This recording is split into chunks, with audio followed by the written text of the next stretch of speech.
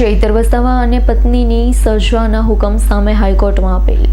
વનકર્મીઓ પર હુમલાનો કેસ 7 વર્ષની સજા સસ્પેન્ડ કરવા ચૈતર વસાવાની હાઈકોર્ટમાં ટ્રાયલ કોર્ટનો હુકમ ભૂલ ભરેલો હોવાની રજૂઆત સમય પૂરો થતાં વધુ સુનાવણી શુક્રવાર પર મુલતવી કરાઈ. ડેડિયાપાડા વિસ્તારમાં વન વિભાગના અધિકારી કર્મચારીઓને અપશબ્દ બોલી માર મારવાના કેસમાં આપના ધારાસભ્ય ચૈતર વસાવા અને તેમની પત્ની શકુંતલા સહિત 9 લોકોને 7 વર્ષની સજાનો હુકમ રાજપીપળાના સેશન કોર્ટે કર્યો હતો. આ કેસમાં સજા પામેલા રમેશભાઈ ગીગાભાઈ વસાવા સહિતના 5 આરોપીઓએ પહેલેથી જ અપીલ દાખલ કરેલી છે, જેમાં અગાઉ હાઈકોર્ટ માનવીય અભિગમ અપનાવી 18 દિવસના નવજાત શિશુની માતાને જામીન પર મુક્ત કરવાનો હુકમ કર્યો હતો.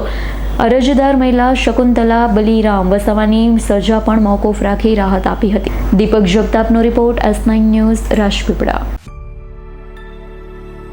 અમારી તમામ માહિતીથી અપડેટ રહેવા માટે જોડાયેલા રહો S9 ન્યૂઝ સાથે.